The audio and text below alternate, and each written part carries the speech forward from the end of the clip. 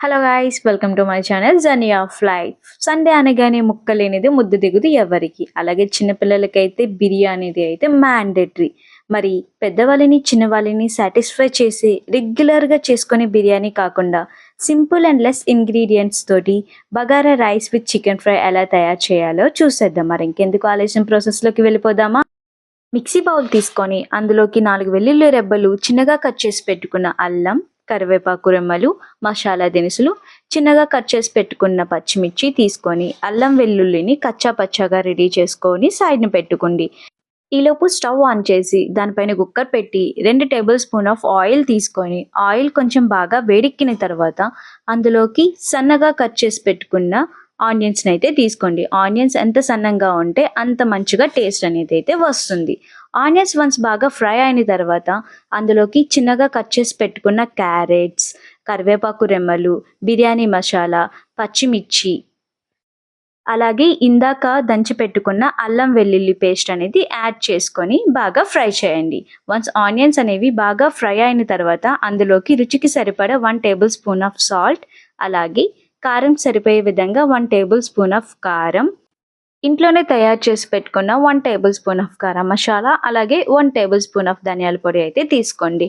So once ధనియాల పొడి, గరం మసాలా వేసిన తర్వాత మిశ్రమాన్ని ఒక్కసారి కలపండి. సో దీనివల్ల ఏమవుతుందంటే ఆనియన్స్ అండ్ క్యారెట్స్కి ఈ ఫ్లేవర్ అయితే ఇంకుతుంది. సో ఆనియన్స్ అనేవి బాగా బ్రౌనిష్గా ఫ్రై అయినంత వరకు వెయిట్ చేయండి. సో ఆనియన్స్ ఫ్రై అవ్వడానికి ఆల్మోస్ట్ 5 to 10 మినిట్స్ అయితే తీసుకుంటుంది. ఈలోపు మనం రైస్ని అయితే వాష్ చేసేద్దాం. 1 గ్లాసెస్ ఆఫ్ రైస్కి 2 గ్లాసెస్ ఆఫ్ వాటర్ అయితే కన్సిడర్ చేయండి. ఆనియన్స్ బ్రౌనిష్గా ఫ్రై అయిన తర్వాత 2 గ్లాసెస్ ఆఫ్ వాటర్ అనేది తీసుకోండి. సో ఈ వాటర్ తీసుకున్న తర్వాత మిశ్రమాన్ని మొత్తాన్ని ఒక్కసారి కలపండి. సో ఏమవుతుందంటే ఈ ఫ్లేవర్స్ మొత్తం కూడా బాగా కలుస్తాయి. ఆల్రెడీ వాష్ చేసుకొని హాఫ్ అన్ అవర్ నానబెట్టిన రైస్ తీసుకొని ఒక్కసారి అటు ఇటు కలపండి. అండ్ కుక్కర్లో మనం రైస్ కుక్ చేస్తున్నాం కాబట్టి సాల్ట్ అండ్ కారం అనేది ముందే చెక్ చేసుకోవాలి. సాల్ట్ అండ్ కారం చెక్ చేసుకున్న తర్వాత కుక్కర్ లిడ్ పెట్టేసి 3 to 4 విజిల్స్ వచ్చినంత వరకు వెయిట్ చేస్తే బగారా రైస్ అనేది రెడీ. బగారా రైస్ అయితే రెడీ అయిపోయింది. ఇంకెందుకు చికెన్ ఫ్రైలోకి వెళ్ళిపోదామా. చికెన్ ఫ్రై కోసం చిన్నగా కట్ చేసి పెట్టుకున్న చికెన్ పీసెస్లోకి సాల్ట్ వాటర్ వేసి 5 to 10 మినిట్స్ అనేది నానబెట్టండి. సో దీనివల్ల ఏమవుతుందంటే చికెన్ సాఫ్టీగా తయారవుతుంది. అలాగా నానబెట్టి వాష్ చేసి తీసుకున్న చికెన్ పీసెస్లోకి 1 టేబుల్ స్పూన్ ఆఫ్ సాల్ట్, అలాగే రుచికి సరిపడా 2 టేబుల్ స్పూన్ ఆఫ్ కారం అయితే తీసుకోండి. దీంట్లోకి మిరియాల పొడి 1 టేబుల్ స్పూన్, అలాగే ఇంట్లోనే తయారు చేసి పెట్టుకున్న 1 table spoon of garam masala, అలాగే 1 టేబుల్ స్పూన్ ఆఫ్ ధనియాల పొడి, 1 table spoon of chicken masala అనేది తీసుకోండి. ముందుగా కట్ చేసి పెట్టుకున్న అల్లం వెల్లుల్లి పేస్ట్ అనేది యాడ్ చేయండి. అలాగే చికెన్కి ముక్క అంటుకోకుండా ఉండడం కోసం 1 టేబుల్ స్పూన్ ఆఫ్ అనేది ఆయిల్ అనేది అయితే తీసుకోండి.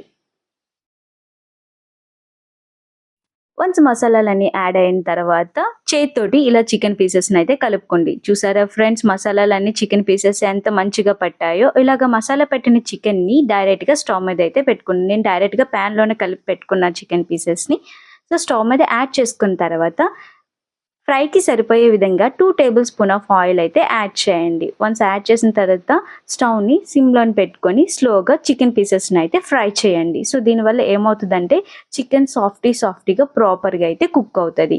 వన్స్ చికెన్ అనేది ప్రాపర్గా కుక్ అయిన తర్వాత ఆల్రెడీ బ్రౌనిష్గా ఫ్రై చేసి పెట్టుకున్న ఆనియన్ ఫ్రైస్ని అయితే యాడ్ చేయండి. నేను ఆల్రెడీ సన్నగా ఆనియన్స్ని ఫ్రై చేసుకొని సైడ్ని అయితే పెట్టుకున్నాను. అలాగా ఫ్రై చేసిన ఆనియన్స్ అనేది యాడ్ చేయడం వల్ల ఏమవుతుందంటే చికెన్కి మరింత టేస్టీని అయితే యాడ్ చేస్తుంది.